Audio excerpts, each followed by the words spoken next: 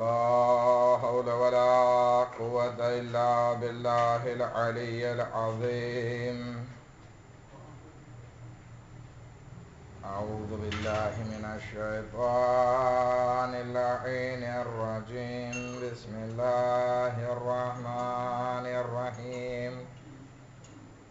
الحمد لله الذي لا يبلغ مدحته القائلون ولا يحصيه نعماءه العادون ولا يعدي حقه المجتهدون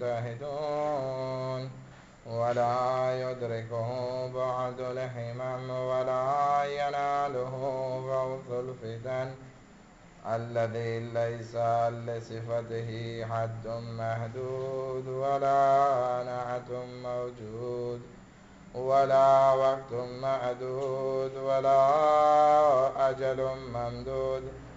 فطر الخلائق بقدرته ونشر الرياح برحمته وبدده بالسحور ميدان أرضه. ثم الصلاة والسلام على سيدنا ونبينا وحبيب قلوبنا وطبيب نفوسنا وشفيع ذنوبنا جد الحسن والحسين بالقاسم محمد. اللهم صل على محمد وآل محمد وأهل بيته الطيبين الطاهرين المعصومين المظلومين ولعنة الله على أعدائهم أجمعين. أما بعد فقد قال الله تبارك وتعالى في كتابه الكريم وقوله الحق.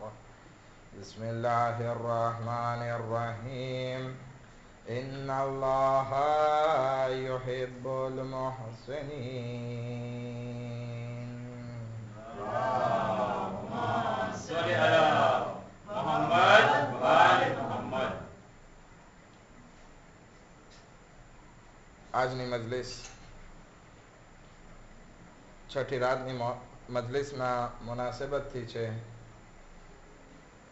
અને આપણો વિષય કે અલ્લાહ પોતાના કયા બંદાઓથી મોહબ્બત રાખે છે, અલ્લાહ પોતાના કેવા બંદાઓથી દોસ્તી રાખે છે, એના ઉપર આપણી વાતચીત ચાલી રહી છે. અને આજની જે સુજે છે આપણો, એમાં હમણાં મેં કુરાનની આયત આપની સમક્ષ તિલાવત કરી કે ઇન્નલ્લાહ યુહિબ્બુલ મુહસિનીન, કે ખરેખર ખુદાવંદે આલમ જે છે એ મોહસિન લોકોને દોસ્ત રાખે છે. મોહસિન જે શબ્દ આવ્યો છે, મોહસિનીન જે શબ્દ કુરાનમાં આવ્યો છે, એ દરઅસલ હુસ્નથી શબ્દ આવ્યો છે. હુસ્ન એટલે નેકી. કુરાનમાં ઘણી જગ્યાએ મોહસિનીન અથવા તો હુસ્ન જેવા શબ્દો કુરાનમાં ખુદાવંદે આલમ ઉપયોગ કરે છે. હકીકતમાં જોઈએ તો આ જે હુસ્ન અથવા તો નેકી જે શબ્દ છે એ ત્રણ મતલબમાં કુરાને કરીમમાં જોવા મળે છે.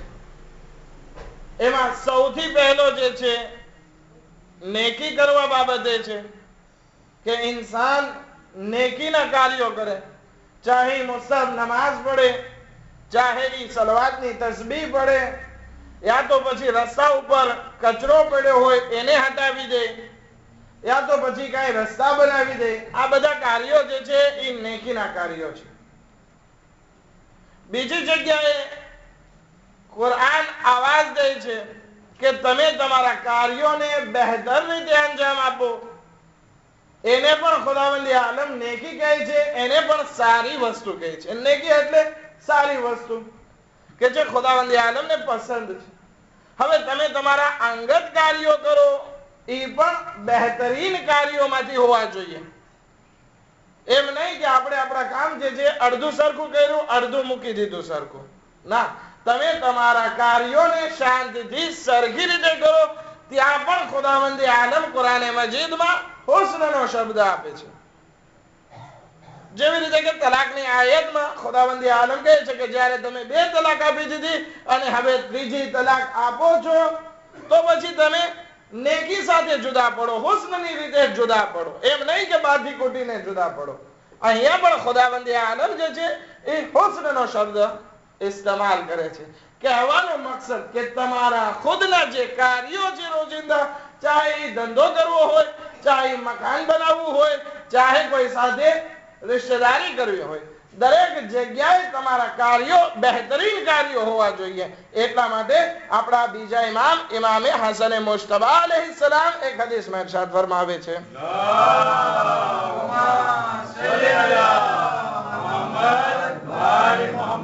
કે તમે તમારી જિંદગીમાં 2 પ્રકારના કાર્યો કરો છો. એક ઇબાદી કાર્યો, એક અલ્લાહની ઇબાદતના કાર્યો કરો છો, અને એક તમારી જિંદગીના કાર્યો કરો છો, તમારી રોજગારના કાર્યો કરો છો.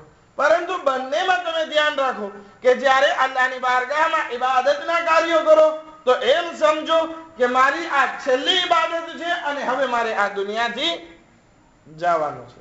હવે ઇન્સાનને ખબર હોય કે આ મારી છેલ્લી નમાઝ છે, આના પછી મારી મોત એકદમ સાપુરસા છે, યકીન છે કે મોત વાકે થઈ જશે.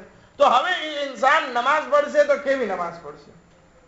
બહુ બહેતરીન ખુલૂસ સાથે પડશે કે ખુદાએ હું તારી બારગાહમાં આવી રહ્યો છું, આ મારી છેલ્લી નમાઝ છે. ઇમામ હસન મુશ્તબા અલૈહિસ્સલામ કહે છે કે તમે તમારી ઇબાદતના કાર્યો એવી રીતે અંજામ આપો કે જાણે આ તમારી છેલ્લી ઇબાદત હોય, આના પછી તમને ઇબાદત કરવું નસીબ ના થવાનું. પરંતુ તમે જ્યારે તમારી દુનિયાવી કામો અંજામ આપો તો એવી રીતે કામને અંજામ આપો કે તમારે જાણે આ દુનિયામાં હંમેશ માટે રહેવાનું છે, કોઈ દિવસ તમને મોત નથી આવવાની.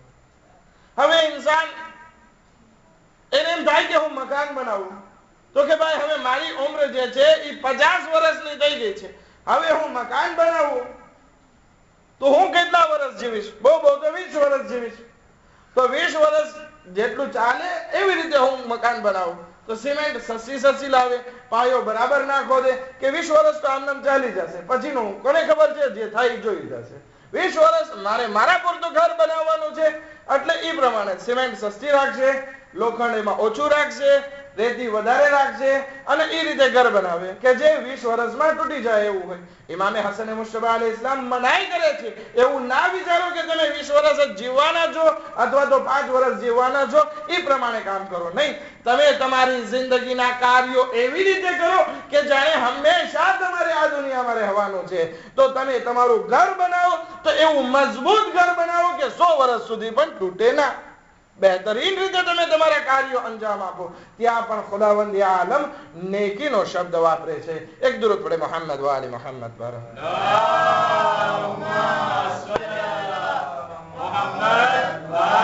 અને ત્રીજી જગ્યાએ આ હુસ્ન અને નેકીનો શબ્દ જે વપરાય છે, હુસ્નનો શબ્દ વપરાય છે, એ છે બીજા ઉપર અહેસાન કરવો, બીજા સાથે નેકી કરવી. આપણા મોમીન ભાઈ સાથે નેકી કરવી, ત્યાં પણ જે છે એ હુસ્નનો શબ્દ વપરાય છે. અને જ્યારે મોહસનીનની વાત આવે છે તો આપણો વિચાર પણ આ છેલ્લા માયનામાં જાય છે કે આપણે જે છે આપણા મોમીન ભાઈ ઉપર અહેસાન કરવો જોઈએ, એનો મદદરૂપ થવો જોઈએ. એનું કારણ એ છે કે ખુદાવંદ આલમ આ મોહસનીનને દોષ રાખે છે. જે લોકો નેક કાર્યો કરે છે, જે લોકો બીજા સાથે નેકી કરે છે, ખુદાવંદ આલમ એને ચાહે છે. હવે તમે સવાલ કરશો કે એક પછી એક તમે આગળ વધારતા જાઓ છો. એક આંગળી દે છે તો તમે હાથ પકડી લ્યો છો. તમે કીધું કે અલ્લાહની ઇતાઅત કરો, રસૂલની પેરવી કરો, અમે માની લીધું કે આપણી માટે જરૂરી છે કે આપણે રસૂલે ખુદા સલ્લલ્લાહુ અલૈહિ વસલ્લમની પેરવી અને એના હુકમનું પાલન કરીએ, માની લીધું. પછી તમે કીધું કે તમે પરહેઝગાર બનો, જેવી રીતે ઇતાઅત કરો છો એવી રીતે પરહેઝગાર પણ બનો, મુત્તકી પણ બનો. હવે જ્યારે આ બે વસ્તુ ઇન્સાન પાસે આવી જાય તો પછી બીજા સાથે નેકી કરવાની શું જરૂર છે? એનું ફોડી ખાય, હું મારું ફોડી ખાઉં. મારે ક્યાં એની કબરમાં સુવા જવું છે ને એને ક્યાં મારી કબરમાં સુવા આવવું છે? એને ક્યાં મારો હિસાબ કિતાબ લેવાનો છે ને મારે ક્યાં એનો હિસાબ કિતાબ લેવાનો છે? ઈ એના રસ્તે, હું મારા રસ્તે. ઈ ભલે મરતો પડ્યો હોય, મારે શું કામ છે? હું તો ખાઈ પીને અલ્લાહની ઇબાદત કરું છું, હું તો ગુનાહ નથી કરતો ને મારે મારું જોવાનું છે. આટલું બધું સ્વાર્થીપણું ખુદાવંદી આલમ પસંદ નથી કરતો. અને ખુદાવંદી આલમ કહે છે કે ઇન્સાન, મેં તારા ઉપર અહેસાન કર્યો, અગર મારે તને જે રોજી આપવાની છે, મેં જે તારા રિસ્કની જમાનત લીધી છે, તો રોજ 2 રોટલી તને આપી દે તો એ કાફી થઈ જાય. 1 કિલો પહેરવા માટે આપી દે તો એ ઇન્સાન તારા માટે કાફી થઈ જાય. આથી વધારે મારે તને દેવાની જરૂર નથી. છતાં પણ જે છે મેં તારા ઉપર અહેસાન કર્યો, અવનવી નેમતો આપી, તને અક્લ આપી કે તું બીજી નેમતોથી ઉપયોગ કરી શક. તો મારો તારા ઉપર અહેસાન છે. મેં મારી વાજિબાત ઉપરાંત પણ વધારે તારા ઉપર અહેસાન કર્યો. મારે અગર જો તારી રિસ્ક આપું છું તો 1 રોટલીમાં પણ તારું રિસ્ક થઈ જાય. શા માટે આટલી બધી નેમતો મેં ખલ કરી? એટલા માટે કે તું આરામથી જિંદગી વિતાવી શક. તો જ્યારે મેં તારા ઉપર અહેસાન કર્યો છે તો તું પણ જે છે એવી નેકી કર મારા બંદાઓ સાથે. ઈ નેકી જે છે ઈ દર અસલ મારા સાથે નેકી છે. ખુદાવંદી આલમ કયામતના દિવસે ઇન્સાનને સવાલ કરશે, અય મારા બંદા, દુનિયામાં મેં તને આટલી બધી નેમતો આપી હતી, આટલો બધો સારી રીતે મેં રાખ્યો, તું જે દુનિયામાં 60-70 વર્ષ જીવન વિતાવીને આવ્યો છે તો મારા માટે શું લાવ્યો છે? આપણે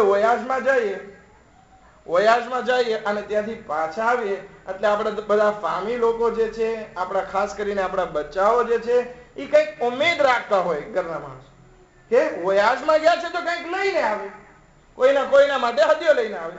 ખુદાવંદી આલમ આપણને બધાને અહેલ બૈત અલૈહિસ્સલામની ઝિયારત નસીબ કરે. આપણે ઝિયારતમાં જઈએ તો આપણા બધા ફામી લોકોની આશા શું હોય કે લાકલ એક મોર તસ્બીહ તો આપણા માટે લઈ આવશે. એક યાદગીરીની ચીજ છે કે અગર જો એ મને ત્યાં રોઝામાં યાદ રાખ્યો હશે તો મારા માટે કંઈક ને કંઈક વસ્તુ ખરીદીને લઈ આવશે. બરાબર છે ને? અગર અહીંયા રિવાજ હોય તો અમારે ત્યાં તો એવો રિવાજ છે કે કંઈક ને કંઈક લઈ આવીને આપે. તો ખુદાવંદી આલમ પણ ઇન્સાનને કહે છે કે તું દુનિયામાં ગયો તો મારા માટે શું લઈ આવ્યો?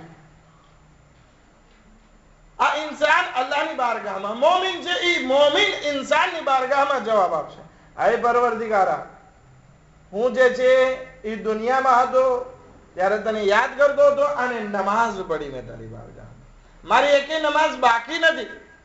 ખુદાવંદી આલમ કહે છે કે એ નમાઝ તું મારા માટે લાવ્યો, એ નમાઝ તો તું તારા માટે લાવ્યો. નમાઝ પડીશ તો એ તારી મેરાજ છે, એ તારી બલંદી છે, એ તને જન્નત અપાવશે. મારા માટે નથી નમાઝ, એ ખુદ તારા ફાયદા માટે છે આ નમાઝ.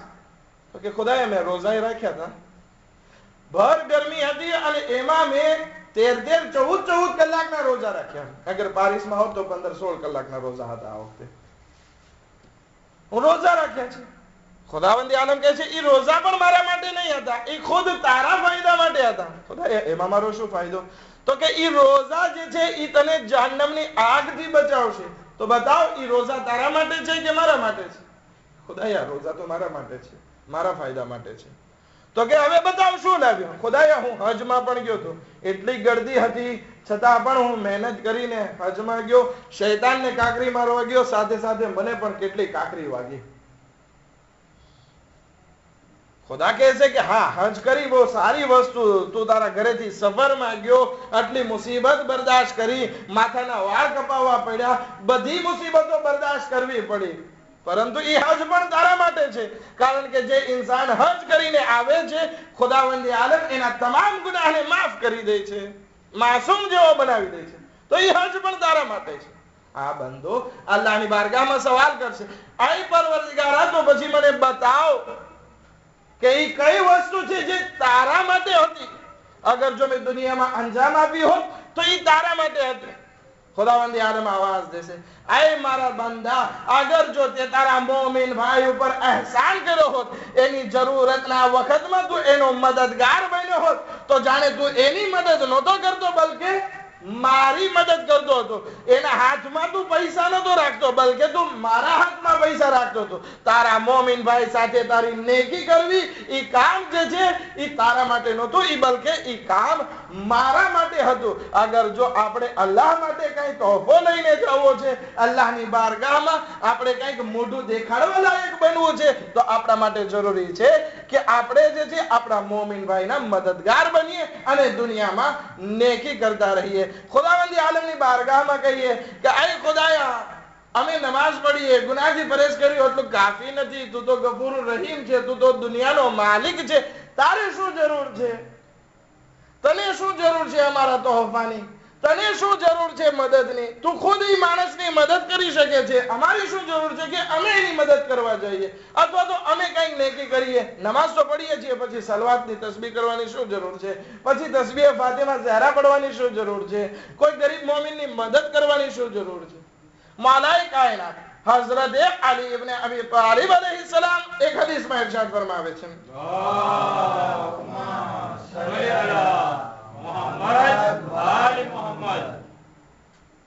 કે ઇન્સાન તું નેકી કર, કારણ કે આ એહસાન જે છે ઇન્સાફ કરતા વધારે ચડિયાતો છે.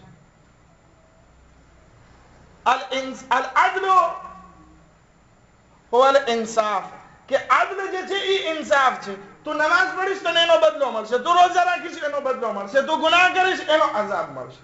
પરંતુ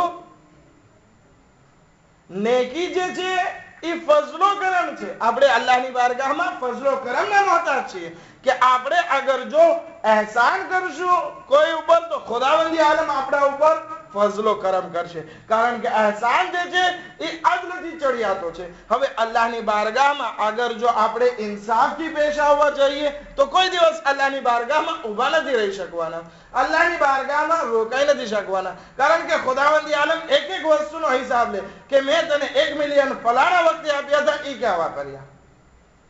તો કહે છે કે ઈ મેં જે છે દાખલા તરીકે દુકાનમાં માલ લીધો, તો કે એ દુકાનના માલથી પછી આ વખતે એનું શું કર્યું?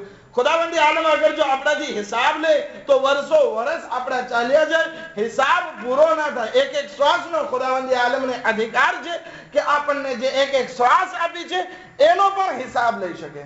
તો આપણે દુઆ શું કરીએ છીએ? એ ખુદાયા તું અમારી સાથે, રબ્બના આમિલના બિફઝલિક, ખુદાયા તું અમારા સાથે તારા ફઝલો કરમથી પેશ આવજે, અમારા સાથે તું મામલો કર, અમારી સાથે તું વ્યવહાર જે કર એ તારા ફઝલો કરમથી કરજે. વરબ્બના લા તુઆમિલના બિઅદલિક, હે ખુદાયા તું તારા અદલો ઇન્સાફથી અમારા સાથે વ્યવહાર નહીં કરજે, નહીતર અમે જન્નત તો શું જન્નતની ખુશ્બુ સૂંઘવાને લાયક નથી, અમારા અમાલ એવા નથી કે તારા ઇન્સાફનો મુકાબલો કરી શકીએ. તો જ્યારે અગર જો આપણે ચાહતા હોય કે અલ્લાહની બારગાહમાં ફઝલો કરમથી ફાયદો ઉઠાવીએ તો આપણા માટે પણ જરૂરી છે કે વાજિબાત ઉપરાંત નેકીના કાર્યો કરીએ, મોમિન ભાઈની મદદ કરીએ. એના આ ઉપરાંત પણ ઘણા ફાયદા છે. એક દરૂદ પડે મોહમ્મદ વ આલે મોહમ્મદ પર.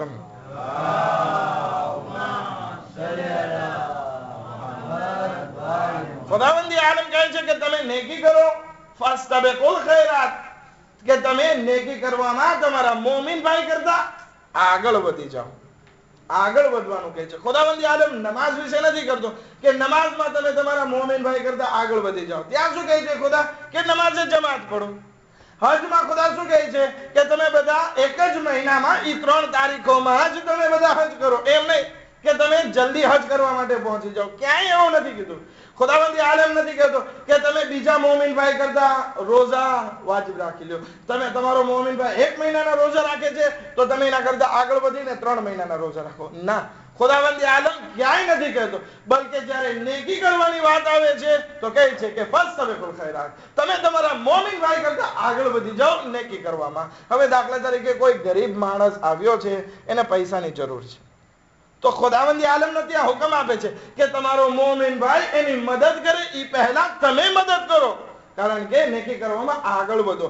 અગર જો નેકી કરવામાં આગળ વધ્યા તો હું પણ તમારા ઉપર એહસાન કરીશ અને ફઝલો કરમ કરીશ, કારણ કે તમે મારા બંદા સાથે નેકીનો વ્યવહાર કર્યો છે, એના ઉપર એહસાન કર્યો છે. અને ખુદાવંદી આલમ મોહસિનીનને દોષ રાખે છે. અને અમુક ફાયદાઓ છે. આ નેકીમાં આગળ વધવાના અમુક ફાયદા છે. આ મોહસિન બનવાના અમુક ફાયદા છે. પહેલો ફાયદો એ છે કે ખુદાવંદી આલમ આપણાથી મોહબ્બત રાખે છે. બીજો ફાયદો એ છે કે અગર જો તમે કોઈ સાથે નેકી કરશો તો હલ જઝાઉલ ihsan ઇલ્લા અલ ihsan. અગર જો તમે કોઈ સાથે નેકી કરશો તો પછી તમારો પણ વખત આવશે, તમારા મોમિન ભાઈ પણ ત્યારે તમારા મદદરૂપ બનશે અને ખુદાવંદી આલમ તમારો મદદગાર થશે. આ બીજો ફાયદો.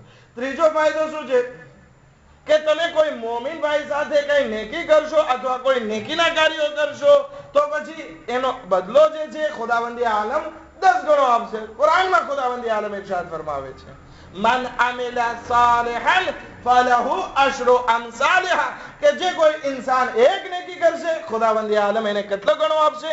10 ગણો અતા કરશે. મન અમિલા સાલિહાન, એક નેકી કરશે, ખુદાવંદી આલમ સામે 10 ગણો અતા કરશે.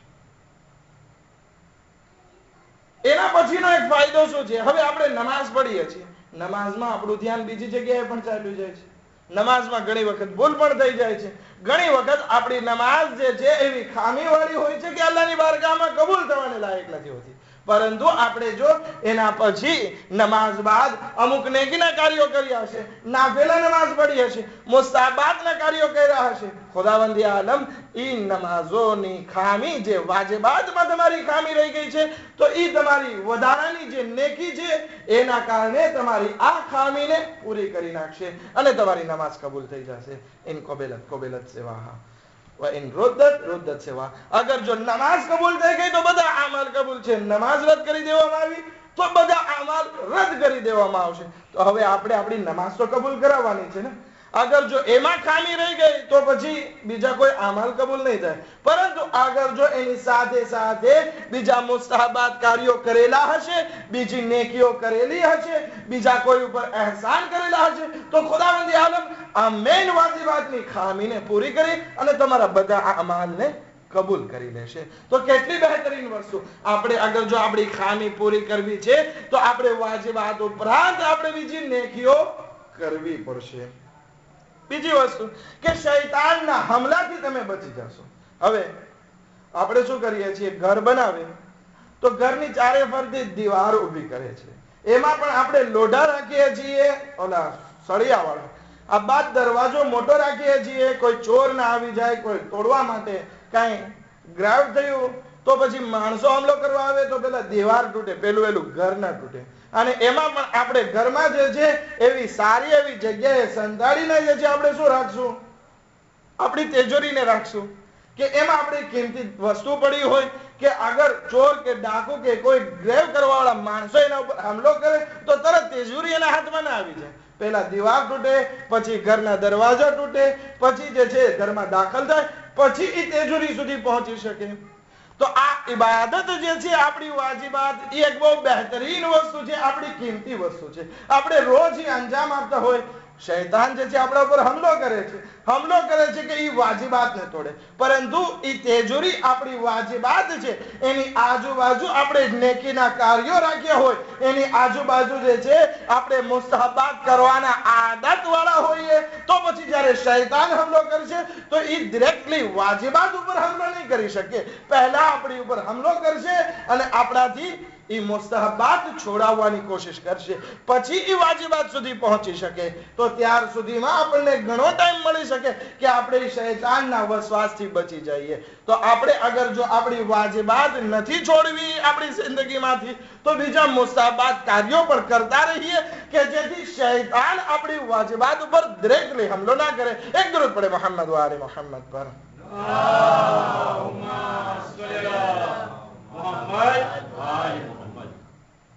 પરંતુ હવે જ્યારે કોઈ ઉપર અહેસાન કરવાનો છે, આજે મૌલાનાએ વાત કરી કે બીજા ઉપર અહેસાન કરો, તો આપણી પાસે માણસ આવ્યો તો આપણે એને 50 મિલિયન આપી દીધા, આપણો મોમીન ભાઈ આવ્યો 100 મિલિયન, જ્યાં ધંધો કરે. ના, એવી રીતે વાત નથી. આપણે એવી કઈ વાત ખુદાવંદી આલમ પણ નથી કહેતો કે તમે તમારા ઘર ખાલી કરીને બીજાના ઘર ભરી દો. ના, બલકે સામેવાળાને જુઓ કે એની કદરો કિંમત કેટલી છે અને પછી આપો. હવે એક દારૂડિયો અને જુગારીઓ માણસ છે, એ તમારા પાસે મદદ માંગવા આવે, શું તમે એને 10 મિલિયન દઈ દેશો? અગર દો તો તમારી જેવો મૂર્ખો કોઈ ના કહેવાય. બરાબર છે? મૂર્ખો કઈ ના કહેવાય. એટલા માટે રસૂલે ખુદા સલ્લલ્લાહુ અલૈહિ વસલ્લમ ની એક હદીસ થી આપણે ઉપયોગ કરવો પડશે.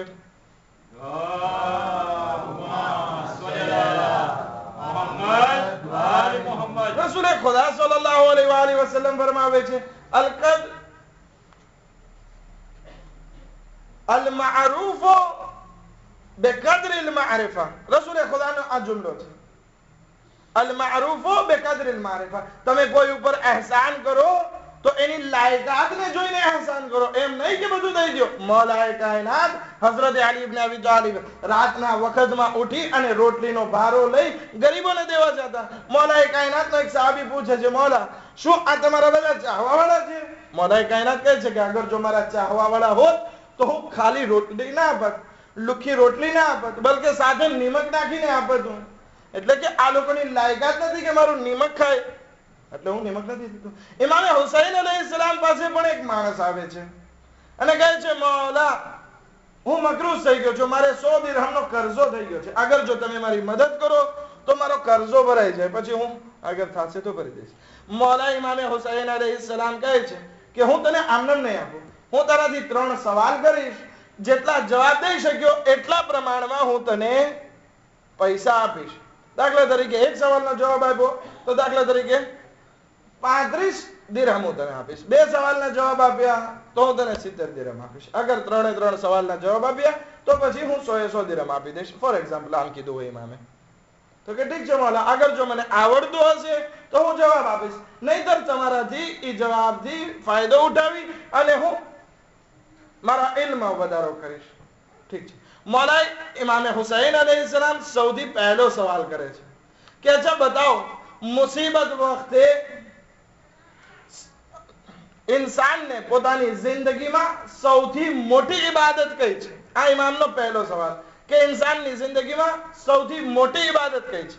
પેલો માણસને જવાબ ખબર હતી, જવાબ આપે છે, મૌલા ઇન્સાન પાસે સૌથી મોટી ઇબાદત એ છે કે અલ્લાહની મારિફત હાસિલ કરે. અગર જો અલ્લાહની મારિફત નથી અને આ ઇન્સાન ઇબાદત કરે છે તો જાણે એ ગલોટિયા મારે છે એ બરાબર છે. કારણ કે મારિફત નથી કે કોની નમાઝ પડે છે. બસ મમ્મા પપ્પાએ શીખવાડી દીધું, મદ્રસામાં શીખવાડી દીધું, નમાઝ આમ પડાય તો નમાઝ પડે છે. પણ કોની નમાઝ પડે છે, કોની બારગાહમાં નમાઝ પડે છે, એનો પરવરદિગાર કેવો છે એ ખબર નથી અને નમાઝ પડે છે. એ નમાઝની કઈ બહુ જાજી વેલોર ના હોય, વેલોર હોય તો બહુ ઓછી વેલોર હોય. તો સૌથી મોટી અને બહેતરીન ઇબાદત એ છે કે ઇન્સાન જે છે અલ્લાહની મારિફત હાસિલ કરે. ઇમામ કહે છે અહેસન, જવાબ સાચો છે. બીજો સવાલ પૂછે છે કે ઇન્સાનનો મુસીબત વખતે સહારો કોણ છે? એ માણસ જવાબ આપે છે કે અલ્લાહ ઉપર તવક્કુલ અને ભરોસો કરવો. ઇન્શાઅલ્લાહ હવે પછીની મજલિસમાં આ તવક્કુલ વિશે પણ આપણે વાત કરશું. અત્યારે આપણે આગળ વધીએ. ઇમામ ત્રીજો સવાલ પૂછે છે કે ઇન્સાનની શોભા શું છે? કોસ્ટ્યુમ અને ક્રાવેટ પહેરે ઈ કે બાયડી જે છે સોનાના સેટ પહેરે ઈ કે આબાદ પંજાબી પહેરે ઈ?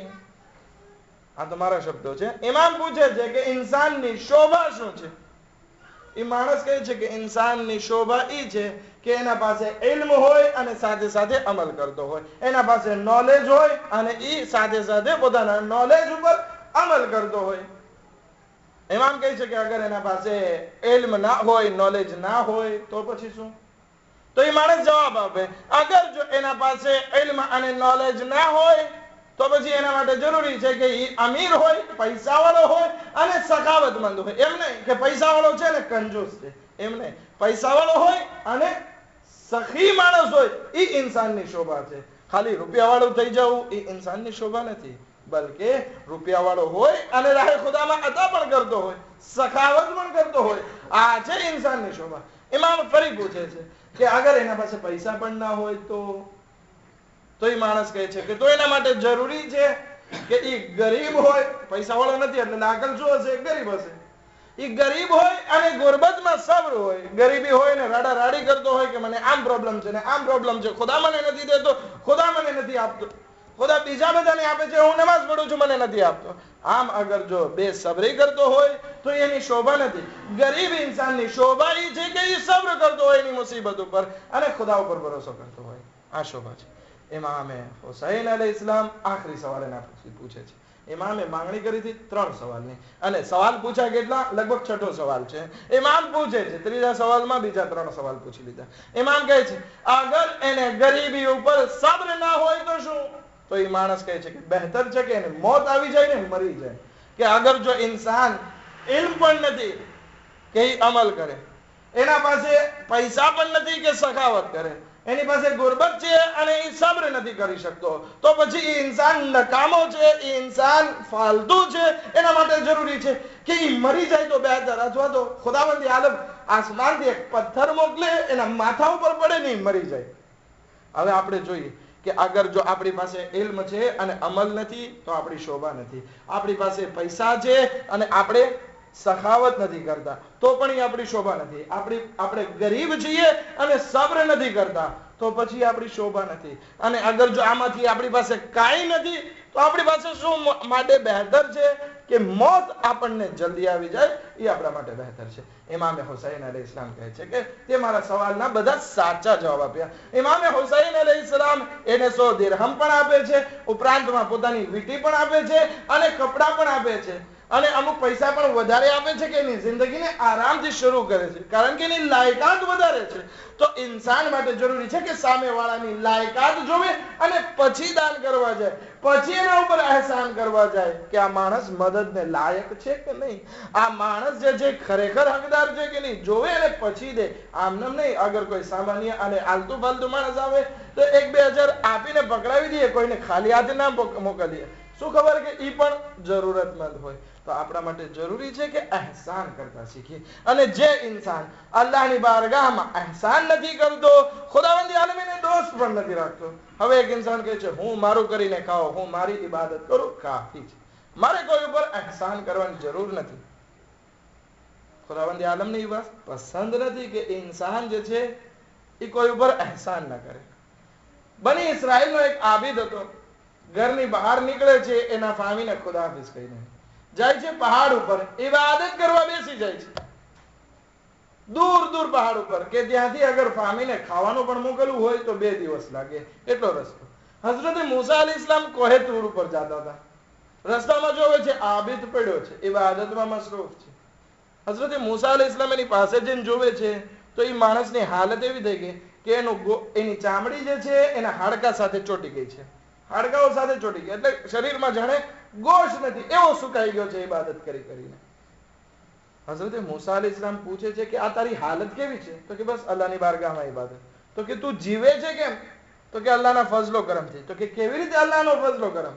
તો કે એક પક્ષી, એક પરિંદો આવે છે, એક ઓઝો આવે છે અને દાડમ એની ચાંચમાં લઈને આવે છે. ખુદાવંદ આલમ પોતાના ફઝલો કરમથી જે છે એ દાડમ પરિંદા થકી મારા સુધી મોકલે છે અને હું રોજ એક દાડમ ખાઉં છું અને અલ્લાહની બારગાહમાં ઇબાદતમાં મસરૂફ છું. તો કે અચ્છા. એ માણસ પૂછે છે અય મૂસા તમે ક્યાં જાઓ છો? તો કે ખુદા સાથે વાત કરવા માટે કોહે તૂર ઉપર જાઉં છું. તો કે અય મૂસા તમે જાઓ તો ખુદાને સવાલ કરજો કે જન્નતમાં મારો દરજ્જો શું રાખ્યો છે ખુદાએ? આટલો ફઝલો કરમ તો અહીંયા કરે છે, ત્યાં કેટલો ફઝલો કરમ કરશે? હઝરત મૂસા જાય છે કોહે તૂર ઉપર, ખુદા સાથે વાતચીત દરમિયાન જે છે આ સવાલ પૂછે છે. ખુદાએ ઓલો આબિદ જે ઇબાદત કરે છે કે જેને તું પેટ ભરે છે, એક પરિંદા થકી તું દાડમને મોકલે છે, અનારને મોકલે છે, બતાવ કે એનો દરજ્જો તે જન્નતમાં કેટલો રાખ્યો છે? ખુદાવંદ આલમ કહે છે કે મેં એનો દરજ્જો જન્નતમાં કઈ નથી રાખ્યો, એને હું જન્નતમાં નથી દાખલ કરવાનો. ખુદાએ એ તારી ઇબાદત કરે છે, તું એના માટે રિસ્ક મોકલે છે, પરિંદાને મામૂર કર્યો છે કે એ એના માટે દાડમ લઈને જાય, છતાં પણ તારી બારગાહમાં કોઈ વેલોર નથી? તો કે ના, મારી બારગાહમાં એની કોઈ વેલોર નથી. તો કે ખુદાએ એનું કારણ શું? તો કે કારણ ઈ કે ઈ અહેસાન કરવા વાળો નથી. ઈ પક્ષી કે જેના માટે રોજ દાડમ લઈને આવે છે, પરંતુ આ આબિદને કોઈ દિવસ નથી સૂઝ્યું કે ઈ દાડમના અનારના 2-4 દાણામાંથી ઈ પક્ષીને પણ આપે. કોઈ દિવસ પક્ષી ઉપર અહેસાન નથી કર્યો, જ્યારે કે લાવનાર ઈ પક્ષી છે. તો જ્યારે આવો અહેસાન ફરામોશ માણસ છે તો હું એવા અહેસાન ફરામોશને હું જન્નતમાં દાખલ કરું?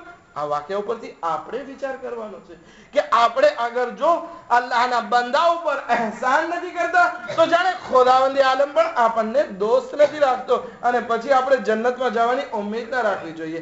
અગર જો આપણે આપણા મોમિન ભાઈ સાથે અહેસાન કરીએ છીએ, નેકી કરીએ છીએ, તો પછી એ કામ અલ્લાહ માટે છે અને પછી ઉમ્મીદ રાખી શકાય કે ખુદાવંદી આલમ આપણને કઈ અજર અતા કરે. એક દરૂદ પડે મોહમ્મદ વાલે મોહમ્મદ પર.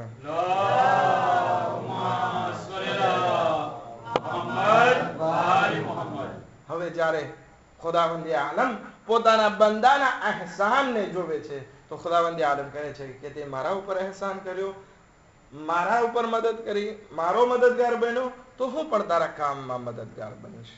ઇન તનસુરુલ્લાહ યનસુરુકુમ. અગર જો તમે અલ્લાહની મદદ કરી, ખુદાવંદી આલમ તમારો મદદગાર છે.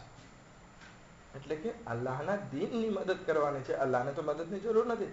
અલ્લાહના દીનને આપણે મદદ કરીએ અને સૌથી મોટો મોહસિન જે આપણને આલમે ઇસ્લામમાં નજર આવે છે કે જેણે અલ્લાહના દીનને બચાવ્યો છે એ છે આપણા મૌલા હુસૈન ઇબ્ન અલી અને એના સાથીઓ. ઇમામે હુસૈન અલૈહિસ્સલામ કરબલાના મેદાનમાં છે. જનાબે ઝૈનબ સલામુલ્લાહ અલૈહા શબે આશુર પોતાના બંને ફરજંદને ભેગા કરે છે અને કહે છે, એ મારા ફરજંદો, તમે ધ્યાન રાખજો, આવતીકાલે આશુરનો દિવસ છે, આવતીકાલે કુરબાનીનો દિવસ છે. એવું ના થાય, એવું ના બને કે તમારા પહેલા જ છે અલી અકબર શહીદ થઈ જાય અને તમે જીવતા રહી જાઓ. એવું ના બને કે તમારા પહેલા કાસિમ શહીદ થઈ જાય અને તમે જીવતા રહી જાઓ. અને હા મારા ફરજંદો, આવતીકાલે જ્યારે તમે લડાઈ કરવા જાઓ અને નહેર ફુરાત સુધી અગર જો પહોંચી જાઓ તો ખબરદાર પાણી નહીં પીતા, કારણ કે તમે જુઓ છો કે સકીના પ્યાસી છે, તમે જુઓ છો કે અસગર પ્યાસો છે. અગર જો તમે પાણી પી લીધું તો પછી જે છે શું વાત થશે? હું મારી માં ફાતિમા ઝહરાને શું મોટું બતાવીશ કે મારો હુસૈન પ્યાસો રહી ગયો, મારી હુસૈનની સકીના પ્યાસી રહી ગઈ અને તારા બચ્ચાઓએ પાણી પી લીધું હતું. ખબરદાર પાણી નહીં પીતા.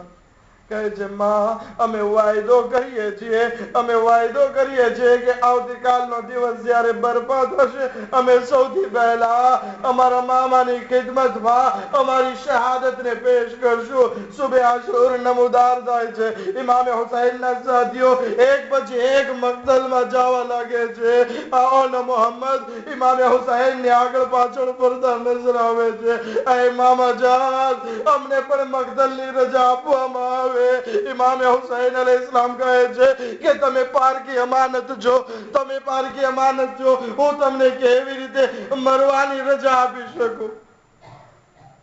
બચ્ચાઓ છે જે નિરાશ થઈને બેઠા હોય છે એક જગ્યાએ કે જનાબે ઝૈનબ આગળ વધે છે અને કહે છે, બચ્ચાઓ હજી તમે જીવતા છો, હજી તમે શહીદ નથી થયા.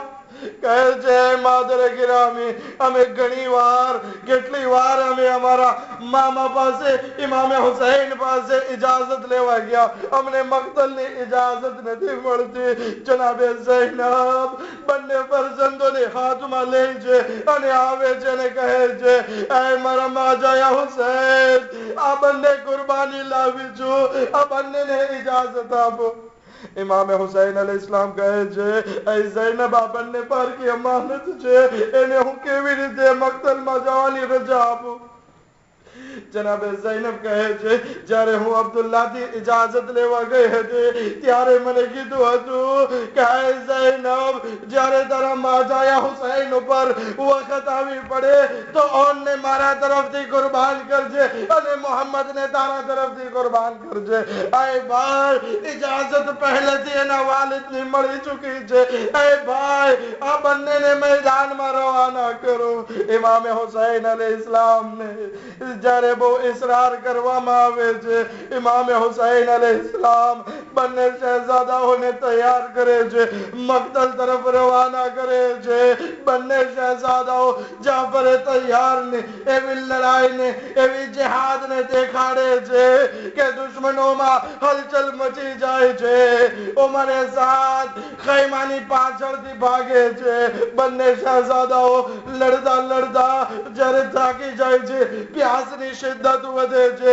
ફૌજે યઝીદ જ્યારે આ ઠાકોરાને નિહાળે છે, એક સાથે બંને શહેજાદાઓ પર પૂરી ફૌજ તૂટી પડે છે.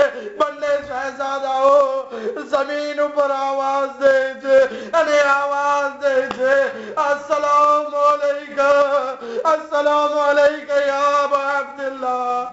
હઝરત અબ્બાસ, ઇમામ હુસૈન બંને આગળ વધે છે. શહેજાદાઓના સરાને પહોંચે છે. બંનેને આગોશમાં લે છે, જોવે છે એક પછી એક. ઓનો મોહમ્મદ પોતાનો દમ તોડીને આખિરત તરફ વધારી ગયા, જન્નત તરફ આગળ વધી ગયા.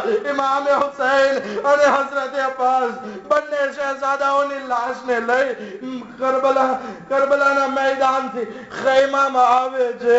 જનાબે ઝૈનબના હવાલે કરે છે. જનાબે ઝૈનબ બંને શહેજાદાઓને મુસલ્લાની બાજુમાં રાખે છે અને શુક્રનો સજદો કરે છે. આય પરવરદિગારા, આ હુસૈનની ખાतिर, આ ઇમામની ખાतिर મેં બે કુરબાની પેશ કરી છે. ખુદાયા આ કુરબાનીને કબૂલ ફરમા. પરંતુ તારીખ નથી લગતી કે ઝૈનબે આ બંને શહેજાદા ઉપર માતમ કર્યું હોય. નહીં, ક્યાંય તારીખ નથી લગતી. ઝૈનબ જે છે એ પોતાના ફરજંદો ઉપર નથી રોતી. શામે ગરીબા બરબાદ થઈ, હુસૈન ઉપર માતમ કર્યું, અલી અકબર ઉપર આંસુ આવ્યા, હબીબ ઉપર માતમ કર્યું, પોતાના ફરજંદ ઉપર માતમ નથી કર્યું. અજરુકુમ અલ્લાહ. ખુદા તમને કોઈ ગમ ના રૂલાવે સિવાય ગમે સૈયદુ શહદા. 11 મુહર્રમ થઈ અને જ્યારે આ કાફલો મક્તલ પાસેથી વટાણો, ઝૈનબે પોતાને ઘોડા ઊંટ ઉપરથી ગિરાવી હુસૈન ઉપર માતમ કર્યું. ઓનો મોહમ્મદને નથી રોય. અને હા, જ્યારે કરબલાથી કૂફા ગયા તો જ્યાં પણ આંસુ વહાવવાનો મોકો મળ્યો, એક શહીદને યાદ કરીને રોવે છે. ઓનો મોહમ્મદ ઉપર આંસુ નથી વહાવતા. જિંદાનમાં સકીનાને દિલાસો આપે છે, હુસૈન ઉપર આંસુ વહાવે છે, હુસૈનનું માતમ કરે છે. ઓનો મોહમ્મદ ઉપર આંસુ નથી વહાવતા. હવે જ્યારે આ કેદખાનામાંથી છૂટે છે, એ મજલિસ બરપા કરે છે. શોહદાઓના સર આવવાના શરૂ થાય છે. હુસૈનનું સર આવે છે, ઝૈનબ લે છે. અબ્બાસનું સર આવે છે, ઉમ્મે કુલસુમ લે છે. અલી અકબરનું સર આવે છે, ઉમ્મે લૈલા લે છે. આ એકનું સર એના વારિસ લે છે. એક એવા બે સર આવે છે કે જેનું કોઈ લેવા વાળું નસીબ નથી થતું, જેનું કોઈ લેવા વાળું નથી. શામની ઓરતો કહે છે, એવું લાગે છે કે આ બચ્ચાઓની માં આ દુનિયામાં હયાત નથી. આ સોદાઓના સર ઉપર, આ બચ્ચાઓના સર ઉપર કોઈ રોવા વાળું નથી. એની માની શાયદ હયાત નથી. જનાબે ઝૈનબ આવાજ દે છે, એ શામની ઓરતો, એવું ના કહો. એની દુખિયારી માં આ તમારી સામે મોજૂદ છે, પણ બતાવો કે હું કોને રો. મારા માજાયા હુસૈન ને રો, એ હુસૈન ને રો કે જેની માં આ દુનિયામાં નથી, કે મારા ફરજંદોને રો. જ્યારે આ ઝૈનબ ઈ શામથી કરબલા જાય છે, હુસૈન ઉપર માતમ કરે છે. અને પછી જ્યારે આ કાફલો, આ લૂંટાયેલો કાફલો જ્યારે મદીના પહોંચે છે, મદીના પહોંચે છે, જનાબે ઝૈનબ ઘરમાં દાખલ થાય છે અને બે નાના બિસ્તર જોવે છે. એક ઓનનું બિસ્તર છે, એક મોહમ્મદનું બિસ્તર છે. માની મમતા ભરાઈ આવે છે, આવાજ દે છે, વાહ ના, વાહ મોહમ્મદ, લાનતુલ્લાહ અલલ કૌમ. ફાતિમા હુસૈન.